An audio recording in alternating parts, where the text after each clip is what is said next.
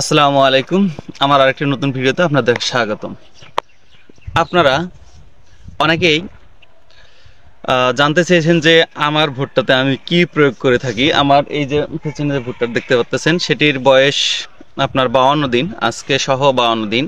আমি আজকে কি প্রয়োগ করব বা কি জমিতে দিব, আসলে মূলত নিয়ম হচ্ছে যে 30 থেকে 35 দিনের ভিতরে একটি সার প্রয়োগ করা, আর দ্বিতীয়টি হচ্ছে আপনার 60 থেকে 65 দিন বা 70 দিন। কিন্তু আমার গাছের গ্রোথ বেশি হওয়ার কারণে দেখতে পাচ্ছেন যে আপনার হাইট বেশি হওয়ার কারণে, বৃদ্ধি বেশি পাওয়ার কারণে আমার 7-8 দিন আগেই সার প্রয়োগ করা লাগতেছে। এর সাথে আমি আরও আপনার দেখা গেলো যে কীটনাশক, সালফার, ম্যাগনেসিয়াম কি প্রয়োগ করলাম আপনাদের আমি দেখাবো ইনশাল্লাহ। আপনারা ভিডিওটি না টেনে পুরোটাই দেখুন, যাতে আপনার জমিতে যদি আমার জমির সমস্যার সাথে মিলে যায় তাহলে আপনিও সেসব প্রয়োগ করতে পারবেন এবং ভালো ফলাফল পাবেন। যেহেতু আমার ভুট্টা মোটামুটিভাবে প্রায় বড় হয়ে গেছে, যদিও 52 দিন বয়স, কিন্তু ভুট্টার গ্রোথ অনেক ভালো আলহামদুলিল্লাহ। এই কারণে আমি ইউরিয়া সার এবং ডিএপি সার প্রয়োগ করলাম। আপনারা চাইলে ডিএপি অথবা টিএসপি যে কোনো একটি দিতে পারেন। তবে আপনারা স্প্রের আগেই সার প্রয়োগ করবেন, কারণ সার প্রয়োগ করলে দেখবেন যে পাতায় সার পড়লে সেটি পরবর্তীতে ওইটার একটি সমস্যা হয়, ইফেক্ট পড়ে। যদিও ওইটি আস্তে আস্তে পরে ভালো হয়ে যায়, কিন্তু যদি আপনারা পরে স্প্রে করে দেন তাহলে দেখবেন যে ওইটা ধোয়া হয়ে যায়, পরবর্তীতে ওই সমস্যাটা আর হয় না। এই কারণে আমি স্প্রের আগেই ইউরিয়া সার এবং ডিএপি সার সাথে 2 কেজি ম্যাগনেসিয়াম যোগ করে দিয়ে দিলাম, যাতে ভুট্টাটার আরও ভালো গ্রোথ হয়। তবে এই সার পদ্ধতি কিন্তু সব জমির জন্যই একই হবে না, কারণ হচ্ছে জমি ভেদে আপনাকে সার দিতে হবে।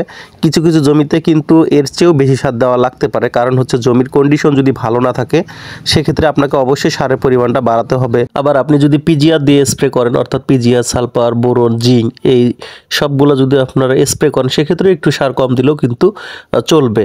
তবে এইটা কিন্তু আমার গত বছরের একটা ভিডিও। আমি গত বছর কি প্রয়োগ করে ভালো ফলন পেয়েছিলাম এবং ভালো গাছ পেয়েছিলাম, এইটা আপনাদের দেখানোর জন্যই মূলত ভিডিওটি। কারণ এই বছর যেগুলো চাষ করেছি সেগুলো যদি আপনাদের দেখাতে যাই সেক্ষেত্রে কিন্তু আপনাদের ভুট্টাও আমাদের সমান হয়ে যাবে। এই কারণে আমি গত বছর কি প্রয়োগ করেছিলাম এবং কি কন্ডিশন হয়েছিল ভুট্টাগুলো, সেগুলোই আপনাদের আমি দেখাচ্ছি।